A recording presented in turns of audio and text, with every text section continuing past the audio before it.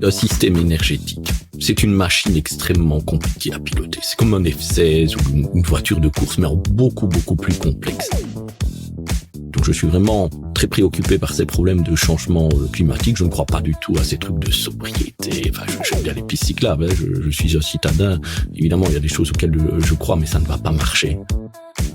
On a eu la phase Bitcoin, smart contract, je ne sais pas si vous avez suivi ça, qui a consommé et qui consomme toujours énormément d'énergie. Toujours le cas. Bon, je pense que c'est en train un peu de s'essouffler, ce genre de choses-là. Et c'est logique, je l'avais prédit que ces business models s'essouffleraient parce que ça ne génère pas de valeur.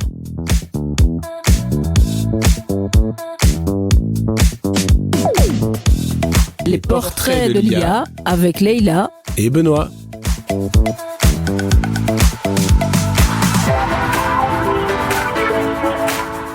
Bonjour Monsieur Ernst. Bonjour. Alors, ma première question est assez simple. Qui êtes-vous ? Parce que on vous connaît comme prof d'UNIF, comme entrepreneur, comme lanceur d'alerte, comme figure publique, mais qui êtes-vous réellement ? Je suis avant tout un ingénieur, hein, comme vous l'avez dit, professeur à l'université de Liège. Et de là découlent souvent d'autres activités qu'on demande d'ailleurs aux professeurs, c'est de participer à la vie publique en fait, d'informer aussi la population par rapport à des problèmes importants comme la transition énergétique, l'intelligence artificielle, deux domaines qui sont au cœur de mes activités de recherche. Et naturellement, quand on est prof d'UNIF, en faculté des sciences appliquées, on développe en fait de nouvelles technologies qui sont amenées à être commercialisées. Et donc on rentre assez rapidement dans une logique en fait d'entrepreneur. On vous voit beaucoup sur les réseaux sociaux, vous êtes très actif, aussi à donner beaucoup de conférences et à faire part de beaucoup de vos interventions. On vous reproche parfois d'être un peu un toutologue. Est-ce que vous n'avez pas peur de lasser un peu les gens avec vos interventions parfois farfelues ? Ok, donnez des exemples d'interventions farfelues, je vous écouterai. Exemple, lorsque vous intervenez par exemple sur les... Donc voilà. Non, vous laissez ça et vous ne coupez pas ça au montage. Donc vous dites d'intervention farfelue, vous êtes même incapable d'en citer une seule. Allez, vous ne pouvez pas parler d'intervention farfelue dans un cas comme ça. Ça n'a aucun sens. Ça n'a aucun sens. Je sais très bien que vous appartenez à une mouvance écologiste antinucléaire, et pour vous, des interventions farfelues, c'est être pour le climat et donc pour une économie bas carbone dans lequel le nucléaire a toute sa place. Et j'espère que vous ne couperez pas ça au montage, sinon moi je sors directement de studio. Non, je sors directement de studio. Non, écoutez, ça je... Non, mais j'accepte de venir à votre podcast. J'accepte de venir à votre podcast. Directement après 30 secondes, vous dites intervention farfelue, vous êtes incapable de citer le moindre exemple. Laissez-moi finir. Ça montre vraiment la mouvance à laquelle vous appartenez. Vous qualifiez les gens de farfelus et vous n'avez même pas un seul exemple pour cautionner vos propos. Non, ça ne va pas. Maintenant, sur quoi ? Sur l'heure d'hiver, l'heure d'été ? Oui, par exemple, l'heure d'hiver d'été. Est-ce que c'est pas un peu une intervention qui n'a pas lieu d'être pour un professeur d'université ? Mais qu'est-ce que vous racontez ? Donc, allez, le passage de l'heure d'hiver à l'heure d'été, cette invention entre ces deux heures-là, c'est justement pour avoir une consommation d'énergie qui est moindre, pour pouvoir profiter beaucoup plus longuement de l'ensoleillement en soirée l'été. Donc, c'est lié, ça a été introduit lors de la crise, la première ou la deuxième crise pétrolière, et c'est justement pour favoriser les économies d'énergie. Et ma spécialité, c'est les questions énergétiques et l'intelligence artificielle, et vous dites que c'est une question farfelue. Allez, une des réponses farfelues. Et sur les inondations, le barrage ? Les inondations, il y a un problème. Enfin, je vais peut-être contextualiser pour vos auditeurs. Hein. Il y a quelques années, 2-3 ans, on a vécu à Liège, dans toute la province de Liège, des inondations terribles en fait, notamment sur la vallée de la Vestre. Et en amont de cette vallée de la Vestre, vous avez le barrage de Penne. Et effectivement, en vidant de manière préventive une partie de l'eau de ce barrage, pendant la nuit en fait du mercredi à jeudi, on aurait pu éviter un pic terrible au niveau du relâchement des eaux de ce barrage-là. Voilà, c'est un fait. Moi, je suis un ingénieur, en fait. J'ai beaucoup travaillé dans l'opération de systèmes complexes, notamment des réseaux électriques où il y a des barrages.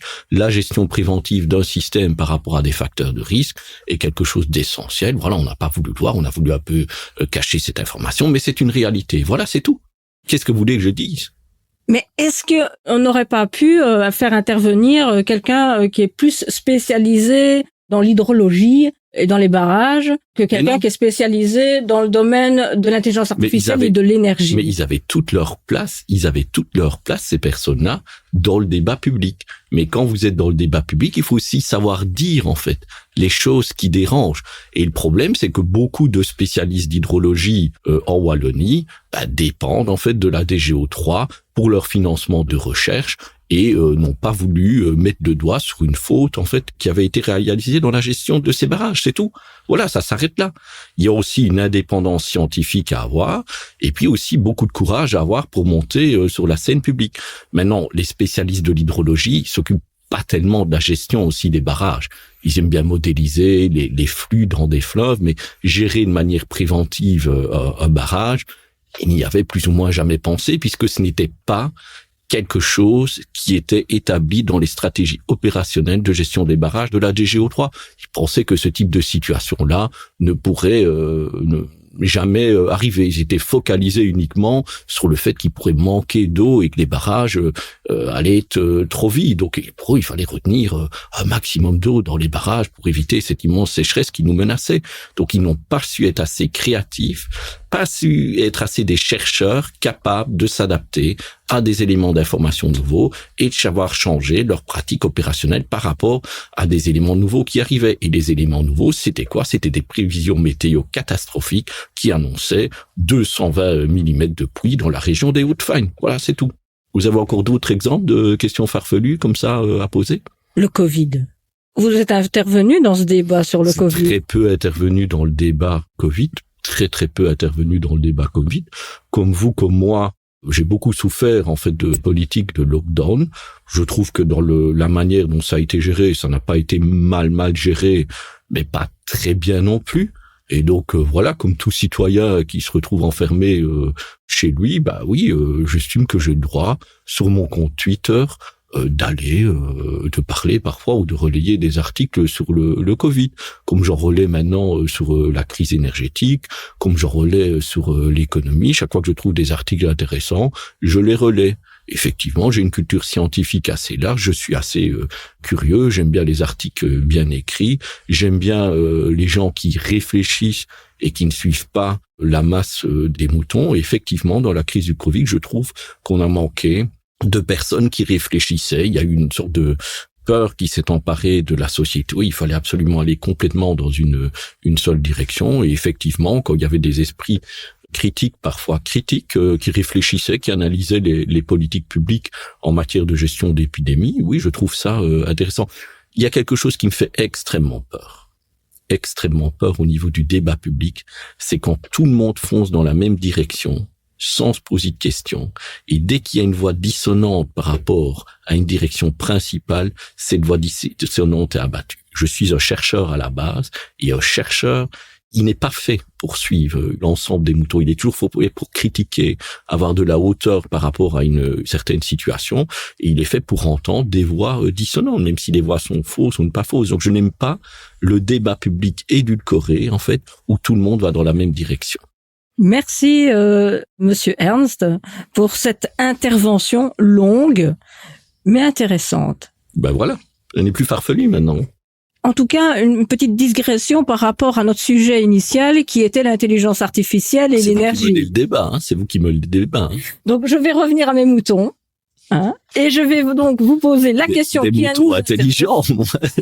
J'espère. Est-ce que vous pouvez nous expliquer pour nos auditeurs en quoi l'intelligence artificielle peut jouer un rôle dans le domaine de l'énergie? Et là, on est complètement dans votre domaine.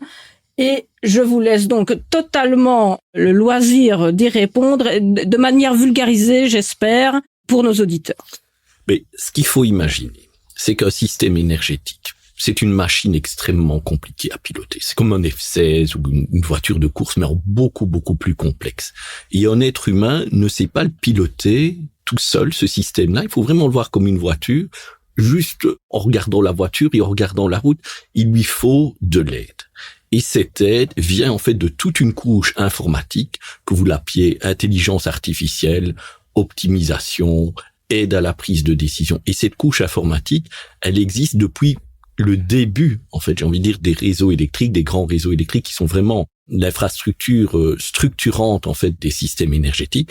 D'ailleurs, le monde de l'électricité, le monde des réseaux électriques a été un des mondes les plus avancés dans l'industrie en matière en fait d'informatique, de systèmes SCADA, de télémesure, de prise de décision automatique. Et moi, je travaille principalement là-dedans. Maintenant, il s'est passé quelque chose depuis 10-15 ans. C'est cette révolution des énergies renouvelables, des batteries, de la flexibilité domestique. Donc, ça veut dire essayer de consommer quand l'électricité est à bas prix sur les marchés. Bas prix, ça veut dire en général qu'il y a une faible consommation et beaucoup d'énergies renouvelables qui sont disponibles à cet instant-là.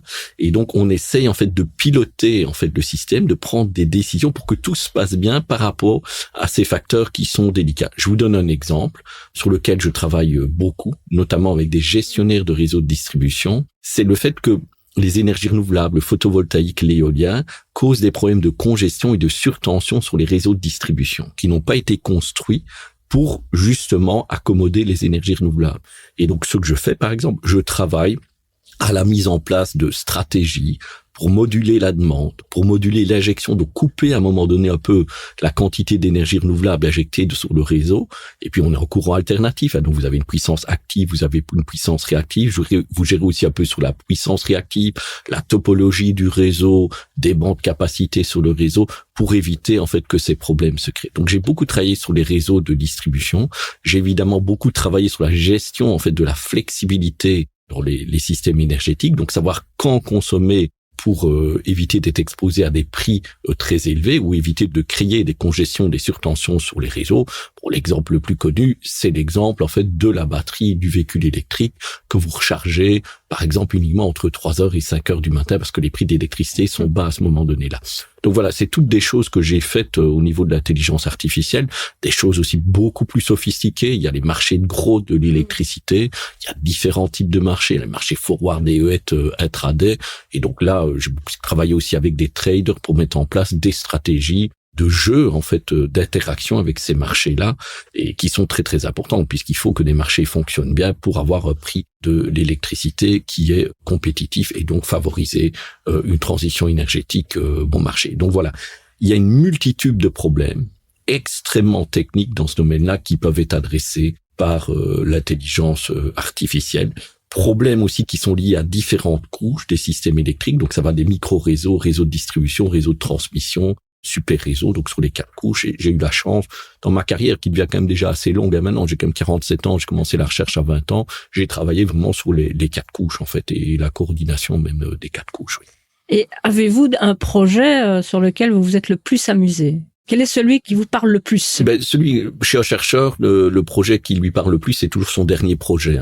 Donc ça, c'est essentiel dans le mécanisme de création de la recherche. Si votre ancienne recherche, vous l'aimez toujours ou elle vous excite toujours, vous restez un peu loqué dans le passé. Maintenant, il y a des choses qui vieillissent très bien dans la recherche. Vous avez fait 10-15 ans et ça reste toujours extrêmement d'actualité. Donc maintenant, moi, je travaille beaucoup sur des nouveaux modèles pour accélérer la transition énergétique. Donc je suis vraiment très préoccupé par ces problèmes de changement climatique. Je ne crois pas du tout à ces trucs de sobriété. Enfin, j'aime bien les pistes cyclables. Je suis un citadin. Évidemment, il y a des choses auxquelles je crois, mais ça ne va pas marcher. Il faut vraiment des infrastructures industrielles de taille considérable. Et donc, je suis toujours en train de chercher des nouveaux business models qui peuvent s'imposer rapidement et provoquer une décarbonation profonde de nos sociétés très rapidement. 2030. 2040. 2030, ça va être juste 2040 peut être jouable. Et donc voilà, quelque chose sur lequel j'ai beaucoup travaillé ces 4-5 dernières années, 6 années en fait, c'est le concept de Remote Renewable Energy Hub. Donc ce sont des endroits dans lesquels il y a beaucoup de vent, beaucoup de soleil, qui sont en abondance sur la planète. Vous avez très peu de gens qui habitent dans ces endroits-là. En général, pourquoi beaucoup de soleil? En général, il y a peu d'eau, il y a une végétation extrêmement aride ou pas de végétation, donc les gens habitent là. Beaucoup de vent, en général, c'est près des pôles. Le temps est vraiment dégueulasse. Aucune civilisation ne s'est établie là. Donc vous avez de grands espaces en fait pour installer des dispositifs de capture d'énergie renouvelable. Et là, avec cette énergie renouvelable, vous faites une électrolyse de l'eau que vous pouvez amener à de la mer. Évidemment, vous filtrez, vous dessalinez l'eau de mer. Vous en faites de l'hydrogène. Et je crois très peu à l'économie de l'hydrogène comme ça qu'on va l'avoir dans les maisons. Je pense que là, ça ne va pas marcher. Donc ça, c'est une misconception, comme on dit en anglais, de l'avenir de nos systèmes énergétiques. Et cet hydrogène-là, vous pouvez par exemple la combiner avec de l'azote, du CO2 capturé dans l'air, pour faire en fait des molécules neutres en carbone. Vous pourriez faire du NH3, du CH4, le fameux gaz naturel. Vous combinez l'hydrogène avec du CO2 dans une réaction de Sabatier, ça vous fait du CH4. Vous pouvez liquéfier et l'utiliser ici. Donc, je crois beaucoup à ces modèles-là. Voilà, donc j'ai beaucoup travaillé là-dessus pour l'étude des business cases de ces modèles-là. Bon, je sais que, en tout cas, c'est ce que vous m'avez dit avant l'interview, que vous êtes actif dans le domaine des affaires. Je pense que vous préparez peut-être mieux vos dossiers dans ce domaine-là que en tout cas dans les interviews que vous faites. Si je reprends en tout cas la première question que vous avez posée. Et donc j'ai beaucoup travaillé sur les business cases de ça et notamment sur le travail en fait de langage de programmation de modélisation permettant de mieux étudier ces business cases-là. Et c'est quelque chose où je suis vraiment extrêmement fier au niveau technologique. On a notamment inventé un nouveau langage qui s'appelle GBOML, Graph Based Optimization Modelization Language, avec des compilateurs et tout ça derrière. J'en parle souvent aussi sur réseaux sociaux, qui nous permet vraiment de mieux comprendre, de mieux étudier ces structures-là et de favoriser les investissements. Et je travaille notamment avec beaucoup de compagnies. Je ne peux peut-être pas dire directement non, je pense que je peux en dire le nom d'une de ces compagnies qui s'appelle TES, TES, qui a notamment levé 200 millions d'euros pour construire en fait ces modèles donc 200 millions d'euros partant de rien, développant cette idée-là. Et on a beaucoup travaillé notamment avec eux sur des cas de hub au niveau du Maroc. D'ailleurs, je mettrai un des premiers articles scientifiques écrits avec eux en ligne fin de cette semaine-là. Donc ça m'a fait extrêmement plaisir. Parce que quand vous êtes un scientifique, vous développez énormément ces idées-là, vous êtes toujours un peu en avance sur l'industrie, et puis vous réalisez comme ça, vous êtes persuadé, vous avez en vous ce gut feeling que c'est des changements colossaux qui peuvent arriver dans le secteur de l'énergie, et puis tout à coup vous réalisez qu'il y a une compagnie, donc des privés, des gens d'extrêmement haut niveau dans le secteur de l'énergie. On ne parle pas de 3 amateurs, youtubeurs qui par chance ont levé 200 millions d'euros, parce que ils pensaient avoir une bonne idée. Là, on parle vraiment de grands spécialistes qui connaissent terriblement bien le secteur, qui y croient aussi, et ils veulent faire avec leur compagnie une IPO en 2025 et y aller de l'avant. Donc avant leur IPO, ils veulent avoir sécurisé 4-5 projets comme ça de hub, et l'IPO leur permet d'aller alors plus loin dans la phase d'investissement. Donc voilà, c'est cher à faire, donc dans ces hubs là, c'est 10 milliards par hub, mais les quantités d'énergie que vous pouvez générer sont colossales. Donc voilà, ça c'est un projet que j'aime beaucoup. Et comme on va générer finalement des molécules riches en énergie, elles remplaceront simplement les molécules d'origine fossile qu'on a à l'heure actuelle. Donc vous pouvez toujours utiliser votre chaudière à gaz pour le faire très simplement. Bien entendu, quand vous brûlerez le gaz, vous émettrez du CO2 et de l'eau aussi, mais ce sera un CO2 qui aura été préalablement capté dans l'atmosphère et donc ça sera neutre au niveau carbone. Pas mal, impressionnant. Oui, d'ailleurs, je vous encourage à aller voir le langage qu'on a développé. C'est vraiment très très bien fait. Impressionnant. Et c'est en libre accès, licence MIT, la licence la plus permissive aussi, pour que d'autres puissent construire là-dessus, puisque dans le cadre de cette recherche-là, surtout une recherche plus en politique énergétique qui permet d'accélérer, en fait, de trouver les bons modèles. Je trouve que j'ai un peu la mission, en tout cas, comme professeur d'université payé par le public, pouvoir public aussi, qui est très sensibilisé en Wallonie, en Belgique par rapport à la transition énergétique. J'ai un peu le devoir de mettre ça en libre accès parce que je pense que c'est un immense accélérateur vers un monde bas carbone. Alors, moi j'ai une question sur le passé. Il y a une dizaine d'années d'ici, je me rappelle, on avait discuté ensemble à l'époque sur les projets de microgrid. Donc ce sont pas du tout des projets qui atteignent les 100 millions d'euros, c'est plutôt des petits projets bottom-up, où on fait des petits réseaux qui utilisent de la production locale, peut-être une batterie et qui consomment localement. Mais je laisserai bien volontiers Monsieur Ernst en parler. Donc il y a 10 ans là-dessus, on avait discuté de ça, il y a eu quelques projets pilotes sur le sujet en Wallonie, mais 10 ans plus tard, il se passe pas grand-chose en Wallonie. Où est le problème, Monsieur Ernst? Donc, le problème par rapport à l'apparition des micro-réseaux, pourquoi il n'y a pas de micro-réseaux en Wallonie? Ouais. Comment est-ce que vous définissez un micro-réseau? Parce que moi, je ne sais pas discuter de votre question tant qu'on n'est pas d'accord sur la définition d'un micro-réseau. C'est quoi un micro-réseau pour vous? Un micro-réseau, donc, c'est l'émergence de petits réseaux locaux où font intervenir des zones de production d'énergie, notamment renouvelables, peut-être du stockage, et où se fait la consommation locale de préférence en dehors des systèmes, des réseaux traditionnels. Vous dites qu'il n'y a pas de micro-réseau en Wallonie, c'est ça? Je ne dis pas ça. Je dis, on ne voit pas. Moi, j'espérais il y a 10 ans d'ici qu'il y allait avoir une grande émergence de ce type de business model. Il n'y a pas d'émergence de ce type de business model. C'est difficile. Disons que. Je comprends pas votre question. Donc pourquoi est-ce que c'est pas, il y en a pas plus, tout simplement? Pourquoi est-ce que, alors qu'il y a beaucoup de projets pilotes sur le sujet. Je ne comprends vraiment pas votre question. Vous êtes désolé, vous êtes confuse. Donc vous dites d'abord, vous définissez un micro-réseau. Mais est-ce que ma définition est correcte? Peut-être qu'elle est fausse. Non, c'est juste que les propos que vous tenez à partir de cette définition sont incohérents. Vous avez dit un micro-réseau, ça va?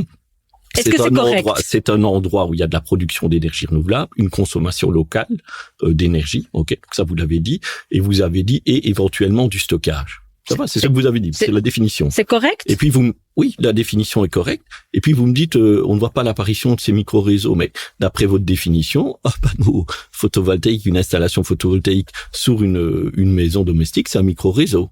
D'accord. Ben oui, pourquoi est-ce que vous dites d'accord de manière ébahie? Non, dites-moi. C'est un micro-réseau. Discutez avec tous les installateurs de photovoltaïque à l'heure actuelle. Leur carnet de commandes est plein. Il vous faut 6 mois, 1 an maintenant pour avoir accès à une installation photovoltaïque. Il y a eu un développement ces 2 dernières années du photovoltaïque qui est colossal. Et cette fois-ci, au niveau domestique, plus un développement artificiel causé par une sursubsidiation. Donc c'est en pleine émergence. Maintenant, reste la question, dans ces micro-réseaux, est-ce qu'il va y avoir des batteries ou pas des batteries? Donc, les batteries restent encore un peu chères. Quand vous voulez en installer ici avec la dalle à béton, la batterie domestique, vous êtes entre 400 et 1000 euros par kilowattheure. Elles sont à 100 euros en sortie d'usine. Je suis d'accord, il y a l'installation, mais en gros, ça devrait chuter vers 200 euros par kilowattheure. C'est en pleine émergence aussi. Maintenant, pour bien insérer les batteries dans nos systèmes électriques, il faut absolument des compteurs intelligents. C'est une pièce de base pour la transition énergétique. Pourquoi? La commodité électrique se vend quart d'heure par quart d'heure sur les marchés de gros.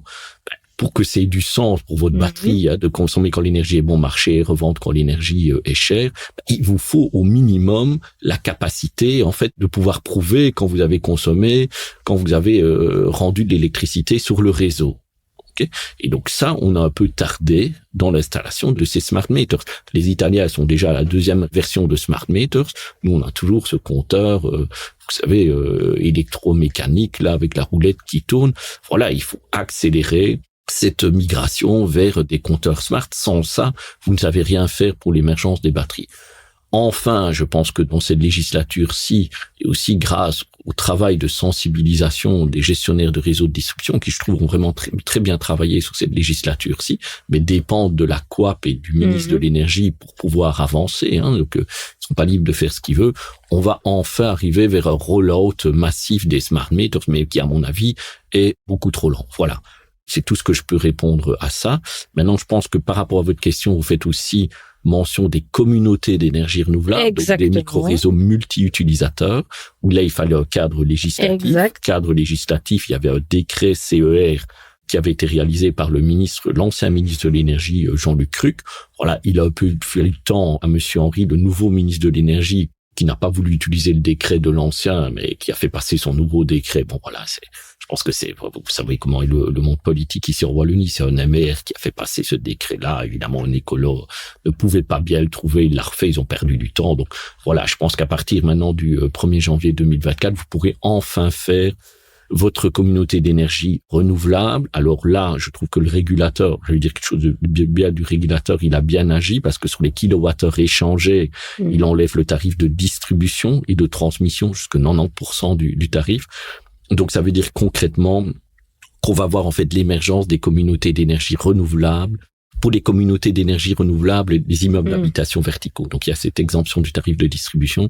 Donc, on va voir, en fait, l'émergence de ces communautés d'énergie renouvelable dans les immeubles d'habitation. D'accord. Donc ce sera là le principal. Le principal sera là. On est ici à Liège. Vous pouvez monter sur les hauteurs de Liège, à la citadelle, un très belle butte au-dessus de Liège. Vous ne voyez aucun immeuble d'habitation sur lequel il y a des panneaux photovoltaïques. Aucun. Oui, c'est vrai. En fait, aucun. J'ai fait récemment, j'ai été voir un ami à l'hôpital, justement hier, Et j'ai voulu regarder et je me suis dit, mais il y en a toujours pas. Et grâce à ce décret-là, ça va, je pense que ça va émerger, parce que sinon le problème, c'est que si vous mettez une grosse installation sur le toit, vous devez la brancher uniquement derrière le compteur de la copropriété. Vous avez un très faible taux d'autoconsommation, puisque c'est des faibles charges à la copropriété. C'est juste l'éclairage dans les garages, les ascenseurs, et la femme d'ouvrage, en fait, qui met l'aspirateur. Je caricature un peu, mais c'est ça. Et donc, avec ça, cette capacité de faire des communautés d'énergie renouvelable, vous allez pouvoir distribuer cette électricité qui est générée derrière le compteur de la copropriété vers les habitants de cette copropriété et arriver ainsi à haut taux d'autoconsommation. Et donc, ça va simplement favoriser le business case. Vous savez, le renouvelable, si vous avez les bons incitants financiers et la permission de le mettre, ça se met partout. Tout est une question de flux financier et de permission, la partie permitting qui est quand même très très importante. Oui. Est-ce que ce décret communauté d'énergie satisfait tout le monde, ou est-ce que vous pensez qu'il y a des gens qui ne sont pas satisfaits? Pour rappel, les prosumers oui, n'ont pas été à juste titre. Non, ils ne se sont pas opposés à ça. Mais le problème, c'est dans la méthodologie de travail. Encore une fois, je ne vais pas dire que le ministre Henry a mal travaillé sur ce décret-là, parce que je ne le pense pas. Peut-être pas spécialement fan de son travail, mais j'ai toujours l'honnêteté intellectuelle de ne pas taper sur quelqu'un quand il n'y a pas lieu. Donc, je pense que le décret n'est pas mauvais. Ok, donc je trouve que c'est très bien aussi ce que la COAP a fait. Parce que c'est pas lui qui gère les tarifs de distribution. La COAP a fort bien travaillé là-dessus. On arrive à quelque chose d'équilibré. Ce sera pas un décret qui créera une bulle comme il y a eu les bulles de CV. Je pense que ça, c'est un avantage du ministre Henry. C'est quelqu'un de très précautionneux, donc il ne va pas tomber, courir et tomber dans un trou, courir trop vite et puis tomber dans un trou à un moment donné. Donc voilà. Est-ce que je l'aurais écrit comme ça? Non, certainement pas. J'aurais fait quelque chose de déjà plus rapidement et de plus simple. Je trouve c'est un peu ce décret où vous pensez à tous les cas possibles. Comme ça, oui, ça doit marcher dans toutes les configurations et vous anticipez un peu déjà à l'avance sur une réaction du marché. Moi, je me considère beaucoup plus comme un entrepreneur. Donc, on fait un premier truc, ça va. On met des safeguards pour être sûr que ça dérape pas. Mais si ça bloque à un moment donné, de manière très réactive, on le change, quoi. Donc, moi, j'aurais préféré, plus cette approche très rapide, entrepreneuriale, de voir un peu la réaction du marché. Moi, je connais très bien, par exemple, le mode des copropriétés. C'est là que ça va émerger au niveau des décrets. Je suis le président de mon immeuble. Voilà. Donc, félicitations. Oui, c'est un immeuble, je le connais très très bien parce que c'est un immeuble, dans un quartier populaire de Liège. Vous n'avez pas nécessairement des gens qui ont fait une thèse de doctorat, qui ont l'habitude de gérer des dossiers, donc ça vous retombe vite dessus. Mais j'aime bien beaucoup, c'est des gens charmants évidemment dans mon immeuble. Mais expliquer ce décret-là en copropriété, ce qu'on va faire, c'est compliqué. Il faut voir la réalité du terrain. Donc ça, c'est quelque chose que je reproche en fait souvent en termes de transition énergétique, de prime à l'isolation, de tout. C'est qu'il y a absolument une déconnexion entre les gens qui écrivent les pièces de loi, ça va, et les gens qui devraient réellement bénéficier, qui sont plus une classe populaire où vous ne les comprenez, ils ne les comprennent pas. En gros, souvent, on a l'impression que les gens qui écrivent ces textes de loi, c'est pour s'adresser à une classe fort éduquée, comme ça, assez riche ou des choses comme ça, qui est capable de suivre toute la procédure pour arriver au bout. C'est comme la déclaration d'impôt. Écoutez, moi, j'ai fait des contributions, je pense, scientifiques de qualité internationale. J'ai une thèse, j'ai difficile avec ma déclaration d'impôt. Je ne comprends pas. Je pense pas être le moins éduqué, le plus idiot de la planète. Vous n'êtes pas le seul. Donc, c'est encore une fois une pièce, en fait, de législation, où les victimes de ces pièces de législation-là, c'est des gens, parfois un peu moins éduqués ou très intelligents, mais qui n'ont pas l'habitude de faire de la paperasse. Donc, voilà. Et en termes de politique énergétique, faut faire une politique énergétique plus populaire. Oui. Merci. Alors, on parle beaucoup d'intelligence artificielle pour effectivement optimiser les flux d'énergie, pour éventuellement réduire la consommation de l'énergie. Mais paradoxalement, cette intelligence artificielle, elle est très énergivore. Est-ce qu'on gagne véritablement, est-ce qu'on fait véritablement un gain en utilisant l'intelligence artificielle dans le cadre de la transition énergétique, alors que l'objectif, c'est d'essayer de réduire un peu moins cette consommation d'énergie? Franchement, c'est très peu. Donc voilà, les gains qu'on fait, c'est quand même considérable en matière d'énergie. Quand quand vous jouez, quand vous contrôlez, allez, vous avez un microprocesseur comme ça ou une puissance de calcul qui contrôle une batterie, il faut voir les ordres de grandeur des batteries, c'est des kilowatts et c'est des milliwatts versus microwatts dans ces contrôleurs-là. Et de toute façon, quand vous faites des calculs un peu plus sophistiqués, vous les faites de manière agrégée pour un ensemble de charges. Donc voilà, je pense que en tout cas, ce qui nous occupe dans le secteur de l'énergie, honnêtement, la consommation, enfin de l'IA dans le secteur de l'énergie, elle est vraiment extrêmement faible parce que c'est finalement un simple ordinateur qui tourne. Hein, c'est ça, il ne faut pas tant que ça qui permet en fait de contrôler des parcs éoliens où c'est des milliers d'ordinateurs qui pourraient tourner avec l'énergie que vous sauvez, par exemple, en modulant de manière intelligente, par exemple, la puissance réactive de ce parc-là. Donc, on est dans des ordres de grandeur terriblement différents. Maintenant, il faut reconnaître que la charge, et là vous avez raison, la charge intelligence artificielle dans nos systèmes énergétiques devient de plus en plus grande, notamment on a eu la phase Bitcoin, smart contract, je sais pas si vous avez suivi ça, qui a consommé et qui consomme toujours énormément d'énergie. C'est toujours le cas. Bon, je pense que c'est en train un peu de s'essouffler, ce genre de choses-là. Et c'est logique, je l'avais prédit que ces business models s'essouffleraient parce que ça ne génère pas de valeur. Vous voyez, payer avec des bitcoins ou avec des euros, ça ne génère pas de valeur pour vous. Enfin, sauf pour ceux qui ont fait fortune sur le sujet. Mais c'est un système, en fait, le système, j'avais fait le calcul, hein. Le système Bitcoin, c'est un système qui consomme de l'énergie. Et il a une certaine valeur. Vous faites la somme des bitcoins, ça a une certaine valeur. Et donc, en consommation d'énergie, ça vous bouffait chaque année 5% de la valeur du système. Donc, vous pouvez le tourner comme vous voulez. C'est un écosystème qui perd 5% de sa valeur par an. Donc, c'est pas un écosystème avec lequel il y a pas de valeur qui est générée. C'est pas un écosystème avec lequel vous pouvez être riche. C'est comme si vous aviez un asset, hein, vous placez, par exemple, des titres, hein, dans une banque ou un fonds d'investissement. Ils vous prennent 5% par an de frais uniquement pour la consommation d'énergie. Il y a toutes des machines derrière, les gens qui se rémunèrent. Ouais, c'est ça. Donc, pour moi, c'est pas un système ça, il ne pouvait que crouler. D'ailleurs, on n'entend plus du tout parler, hein. C'est un hype, là. Maintenant, Bitcoin, tout ce qui est crypto-monnaie, voilà, on n'en entend plus parler. La seule valeur que ça avait, si vous réfléchissez bien, ça n'a pas de valeur pour des citoyens honnêtes. Ça a effectivement de la valeur, quand vous êtes dans du business un peu plus brumeux, hein, et que vous voulez avoir des transactions sans qu'elles puissent être scrutées en fait par un État, ou bien que vous vivez dans un État comme la Chine, la Russie, où à un moment donné, bon voilà, l'État de droit n'est pas ce qui primo dans cet État, et donc vous avez un risque en fait de vous faire saisir tous vos avoirs, de aller en prison. Voilà, quand vous avez votre Bitcoin, il vous suffit d'avoir votre code sur un bout de papier, vous pouvez relancer dans un autre pays, on ne sait pas saisir vos avoirs, quoi. Donc pour ce genre de personnes-là, je pense qu'il y a des fortunes qui sont échangées dans ce marché noir, dans ces pays-là. Oui, ça pouvait avoir une valeur. Donc on était profondément dans une économie de la corruption. Il faut pas avoir peur de le dire, en fait, dans une économie de blanchiment d'argent ou dans des économies en fait de sauvegarde, d'airbag, de gros patrimoine financier générés peut-être de manière tout à fait légale, mais dans des pays dont le système légal n'était pas très recommandable, et donc vous vouliez avoir une porte de sécurité. Mais c'est ça le business. Donc le business du Bitcoin, c'est ça. Pas d'autre business. Il y a pas d'autre business. Acheter une pizza avec un Bitcoin, personne, il y a pas d'intérêt.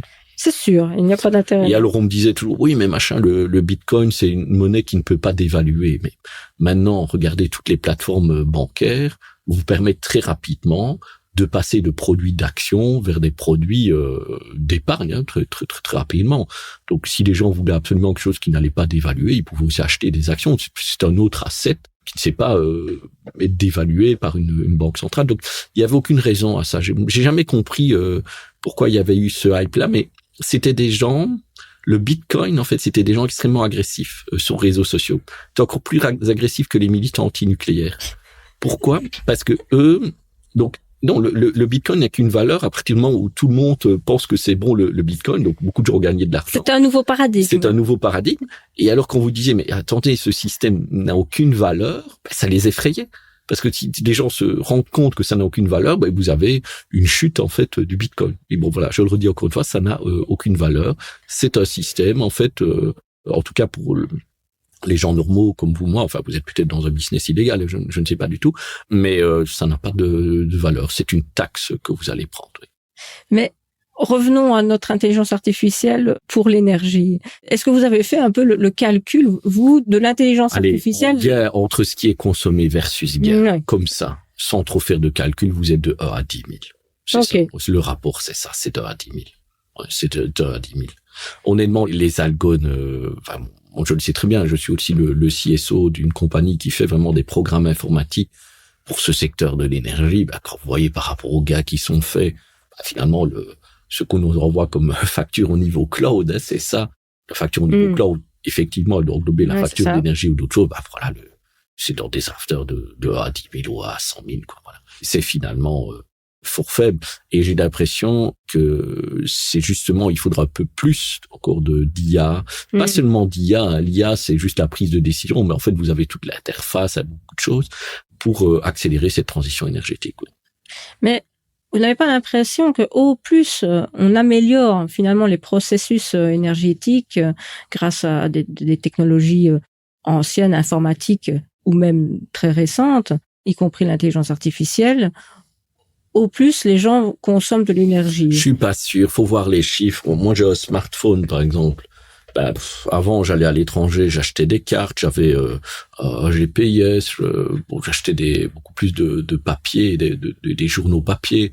Maintenant, c'est devenu mon outil de travail favori. Bon, bien sûr, la fabrication d'un smartphone, il y a de l'énergie, mais ça n'équivalait même pas en énergie à ce que j'achetais comme charge-papier avant, rien que dans les magazines, les journaux que je lisais.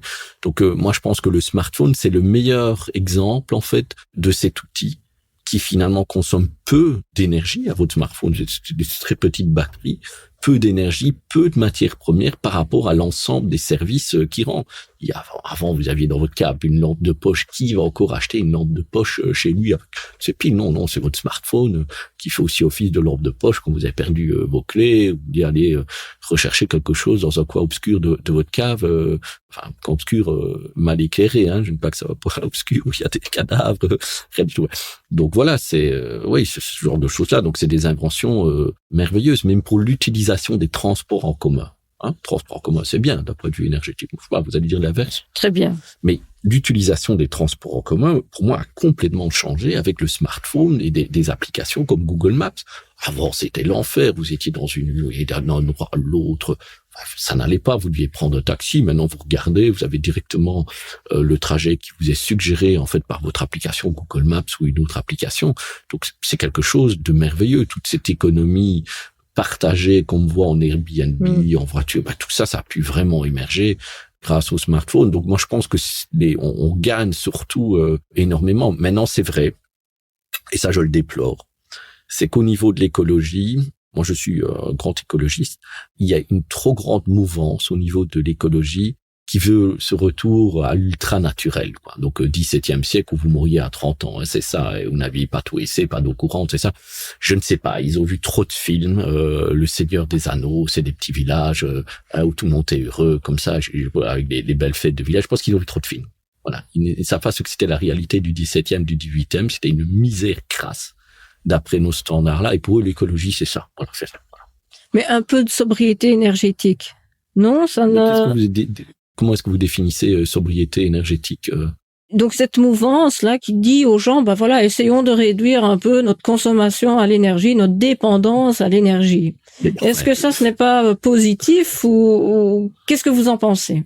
Alors, écoutez, moi j'habite, moi personnellement, j'allume pas le chauffage quand il fait chaud. J'éteins les lampes. Je me déplace à pied en ville ou des choses comme ça parce que j'aime bien me déplacer à pied en ville. Je ne brûle pas, je suis pas avec un bidon d'essence comme ça tout à coup dans l'allume pour faire plaisir. Donc les gens, je pense qu'ils ne sont pas idiots, ils sont sobres énergétiquement, ils n'ont pas envie que leur facture d'électricité ou de gaz ou d'essence augmente. Vous connaissez encore beaucoup de personnes qui prennent leur voiture le soir là et qui vont rouler là 200 km avec la radio parce qu'ils préfèrent écouter la radio dans la voiture qu'à la maison. Et c'est ça, je trouve que votre propos est complètement inconsistant. Quand je croise des gens de Liège, ils m'appellent toujours Monsieur Énergie ici à Liège, il y en a aucun que je trouve qui n'est pas sobre. La majorité me disent on coupe le chauffard, on a peur de la facture, qu'est-ce qui va nous arriver? Donc les gens sont sobres. Le truc de sobriété énergétique, c'est un truc inventé, vraiment, par la classe aisée de ce pays-là, donc des gens 6 000, 10 000 par mois comme ça, qui ont en fait une consommation énergétique incroyable en fait et qui nous inventent ces trucs de sobriété énergétique, prendre moins l'avion, mais sont les premiers à partir à Cuba et puis nous dire on va manger biologique, machin, circuit court. Allez, come on. La majorité des gens qui vous parlent de ces trucs de sobriété énergétique, c'est eux qui ont le plus grand impact CO2.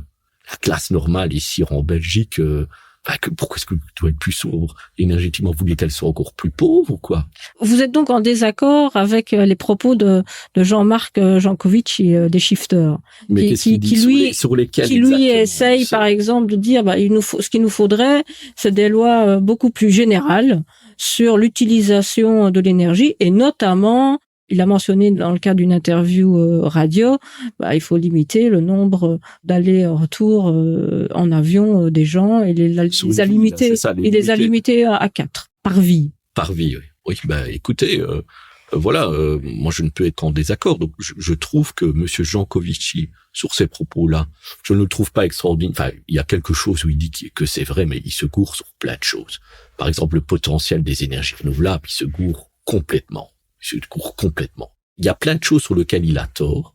Il est très assertif, comme ça il a fait une très belle bande dessinée. J'ai déjà été en débat avec lui, il est intelligent, donc il sait en plus qu'il a tort, parce que dès qu'il allait un peu trop loin avec moi en débat, il restait, il disait il retire un peu, il était très prudent, donc c'est un gars très intelligent. Mais il a tort sur plein de choses, le potentiel du PV, ses calculs sont juste fantaisistes. Ce gars-là n'a jamais publié un seul article qui est passé dans un journal même pas élitiste en matière de peer review, qui publie une fois ses propos dans un journal comme Energy Policy, et puis une fois qu'ils seront cautionnés, on en discutera. Mais ça reste foncièrement fantaisiste. Maintenant, qu'il y a une certaine culture au niveau de l'énergie, oui, mais scientifiquement, ça reste très mauvais. Enfin, je veux dire, quand on parle vraiment de la chose scientifique, il y a une certaine culture générale. Mais il raconte conneries sur conneries. Alors, conneries sur conneries, c'est pas grave, hein. Beaucoup de gens racontent des conneries. Mais alors, quand vous racontez des conneries et qui sont extrêmement liberticides, comme ça, où on prive les gens d'une liberté fondamentale, celle de voyager dans le monde, je trouve ça extrêmement grave. La chance de ce monde-ci, la chance, par exemple, de l'Europe. Hein, moi, je trouve que l'Europe, c'est une vraie chance, vous ne trouvez pas? Très bien. Voilà. Oui. Mais est-ce que vous pensez que l'Europe peut se créer, se construire sans ticket d'avion pour marcher? Non, les gens... Ils sont dans une communauté, c'est une communauté l'Europe. Quand ils se voient, si les Espagnols ne savent jamais venir en fait en Belgique, en Norvège, on peut prendre 4 jours le train pour aller en Norvège, j'ai même pas de train, allez, c'est fantaisiste. Ils feront, en Norvège, j'ai peut-être un mauvais exemple, ils font pas partie de l'Europe. La Suède, des pays nordiques, il y aura pas de construction européenne. Un beau projet de solidarité. Et ce projet de solidarité, il est essentiel pour la transition énergétique, puisqu'il faut aussi développer des réseaux électriques européens. Sans Europe, c'est pas possible. Un réseau électrique qui capte l'énergie sur une grande surface pour mutualiser ce problème de renouvelable. Donc c'est extrêmement dangereux. Et puis ça ouvre la porte au pire des dictatures vertes. Hein. C'est vraiment il y avait cet auteur Gottfriedi là, comment il s'appelle, Drieux là, qui parle. Drieux Gottfriedi, encore bien comme ça, même si je le trouve parfois un peu excessif dans ses propos, qui a écrit un livre, The Green Reich, mais c'est vraiment The Green Reich à interdire les gens. Et vous avez lu ce livre? Quoi, non, je ne l'ai pas lu. Non, je ne l'ai pas lu. Non, je ne l'ai pas lu. Désolé, j'ai pas acheté, quoi, tu vois. Bon, maintenant, s'il me l'offre peut-être un jour, je le dirai. Oui, laissez-le vous l'offrir. Ne l'achetez pas. Non, mais je trouvais le titre un peu osé comme ça. Donc voilà. Maintenant, je trouve que là, oui, effectivement, c'est une immense dérive liberticide.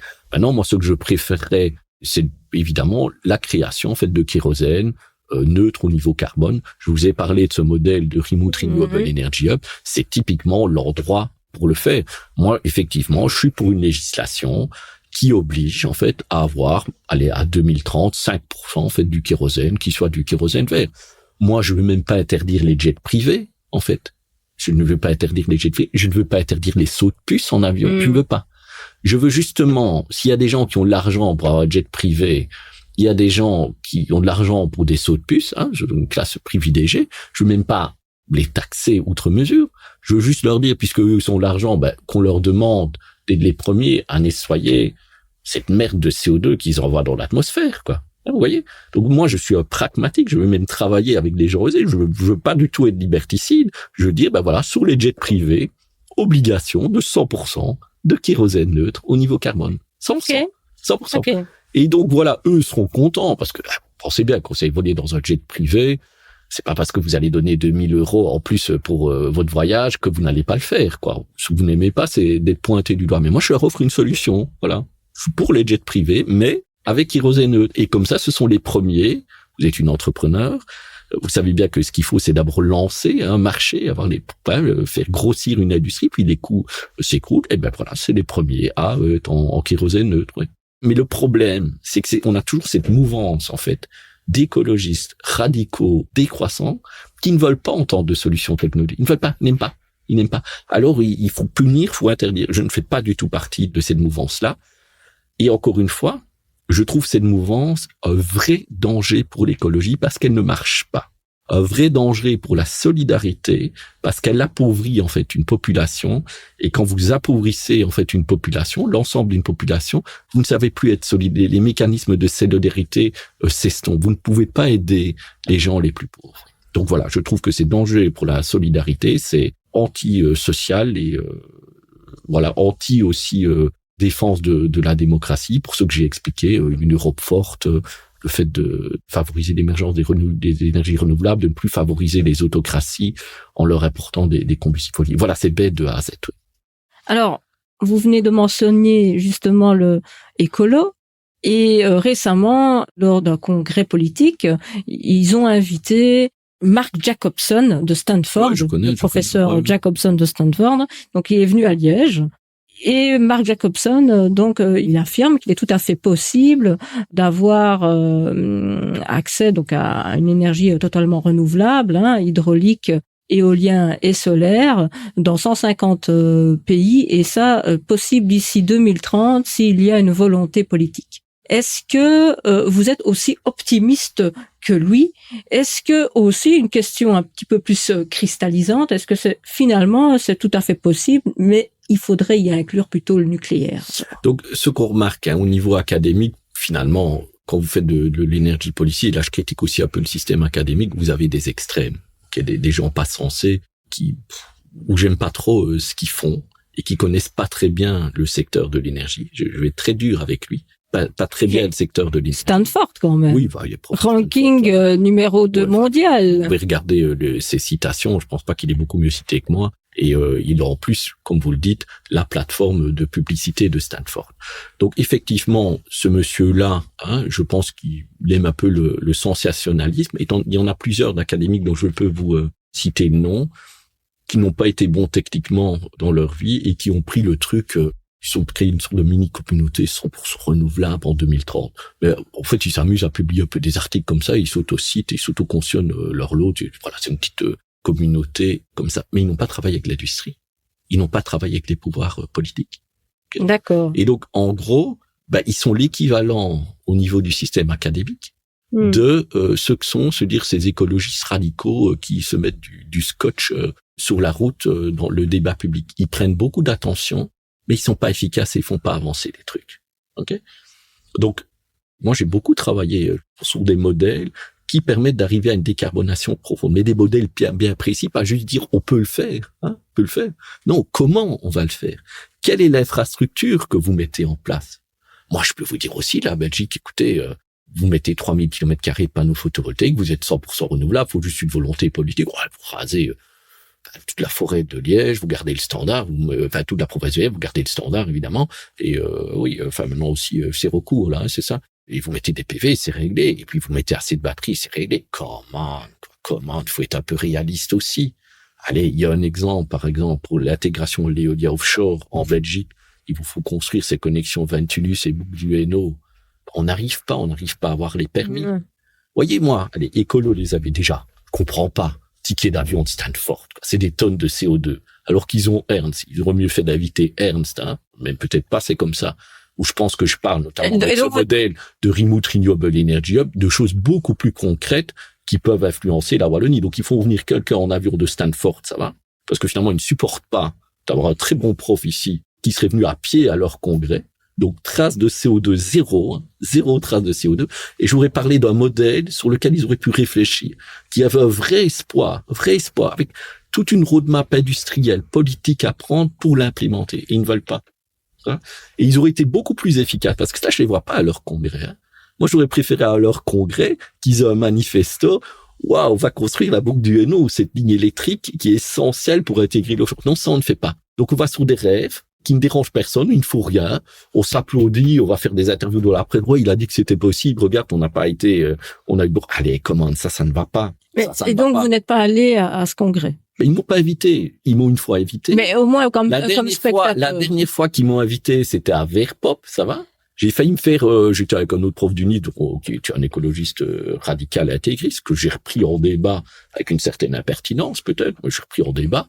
Bon, je suis pour débattre, hein. Vous m'avez insulté au niveau du débat. Moi, je continue le débat, il n'y a aucun problème. Donc, une insulte. Non, une insulte. Une grosse taquinerie. Une grosse taquinerie.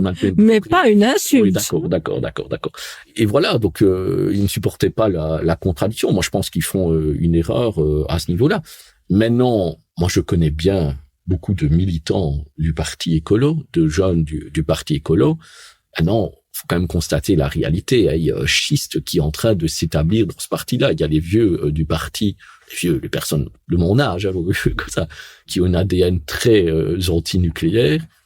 Les plus jeunes, moins de 30 ans, même moins de 40 ans, moi, je ne vois plus un seul militant nucléaire. Oui, le seul militant anti-nucléaire que vous pourrez encore avoir, les seuls, c'est pour espérer avoir une bonne place, être cautionné par la génération un peu plus âgée pour avoir les bonnes places sur les listes. Je caricature, mais c'est comme ça. Mais les jeunes n'ont plus du tout de position anti-nucléaire, cette vieille position dogmatique des années 80. Donc, il y a un schisme qui est en train de s'établir du parti. Le nombre de personnes, quand je vois des écologistes, je respecte leur engagement. J'aime bien les jeunes qui sont engagés pour le climat, même quand c'est des écologistes radicaux, je m'entends très bien avec.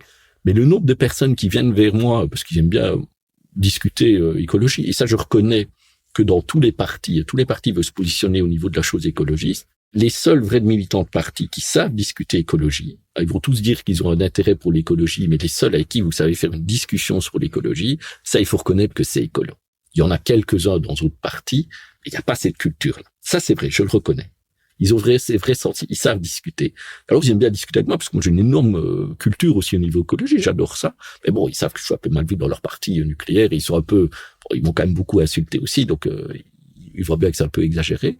Et alors, ils viennent toujours moi, ils me disent, Damien, moi, je suis 100% d'accord avec toi sur le nucléaire, mais c'est une position de vieux dans le parti. Ils me disent ça. Et puis, on discute, quoi.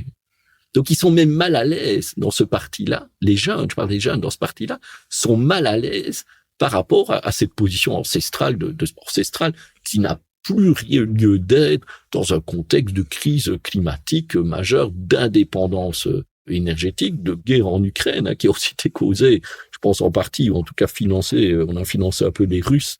Enfin, on a financé un peu cette guerre-là avec notre trop grande dépendance au gaz russe causée par une dénucléarisation de l'Europe. Donc, les jeunes s'en rendent bien compte, oui. Donc voilà, je pense que en fait, ce parti-là, dans 2-3 ans, soit ce parti-là va devenir pro-nucléaire, ils ne le savent pas encore. Et c'est un mouvement normal qu'on observe. Les Verts finlandais sont devenus pro-nucléaires.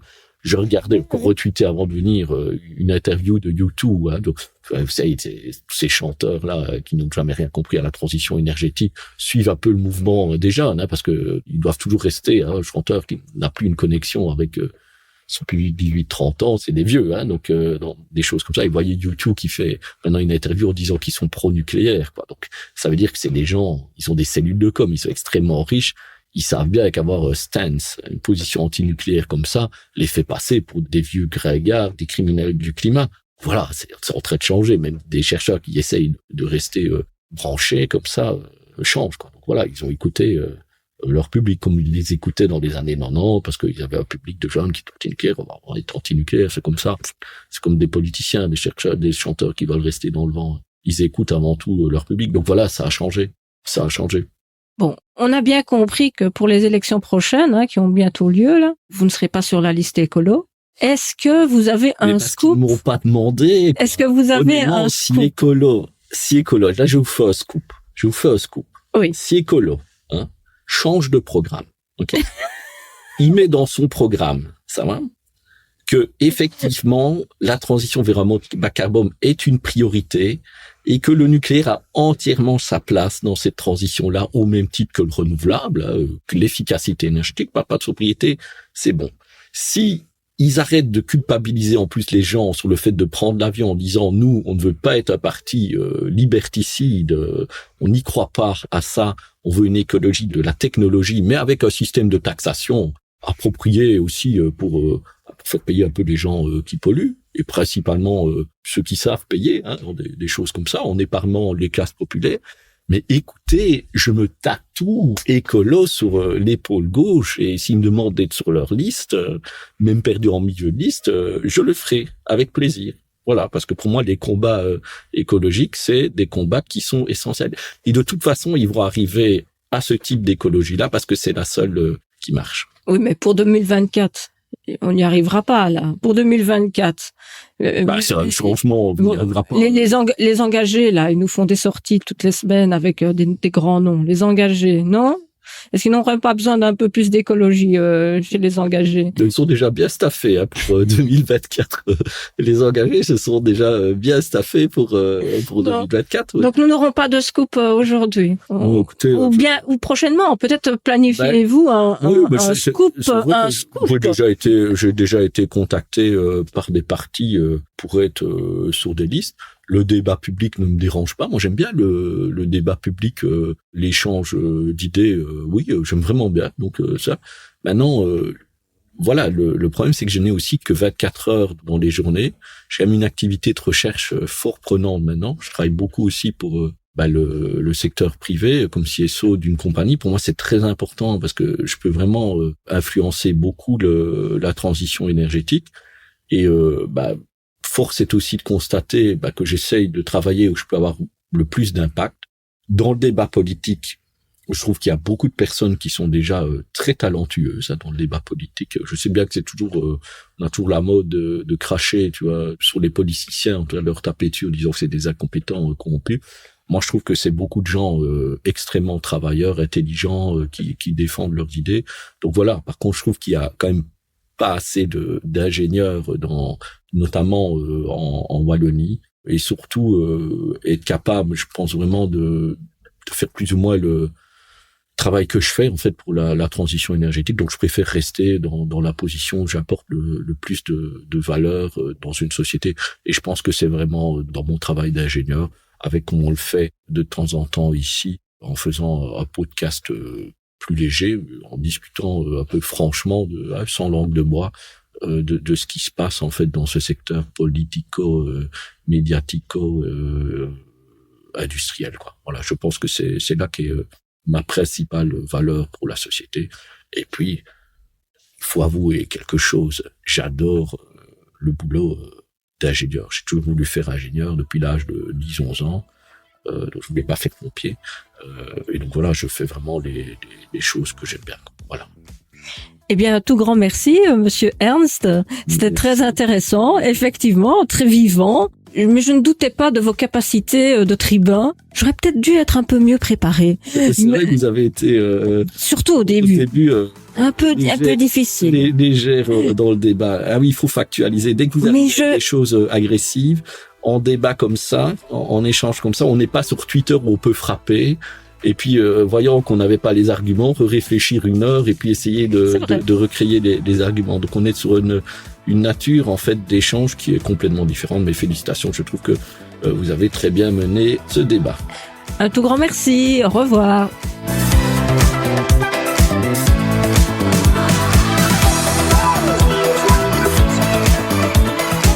Merci d'avoir écouté cet épisode jusqu'à la fin. Si vous l'avez apprécié, n'hésitez pas à le partager à vos amis, à votre famille et à vos collègues.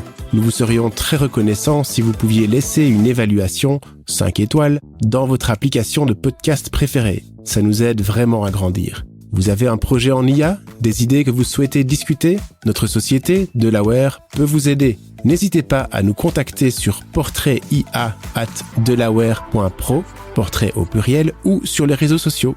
C'était Léla Rebout et Benoît Loffet, et on vous dit à très vite.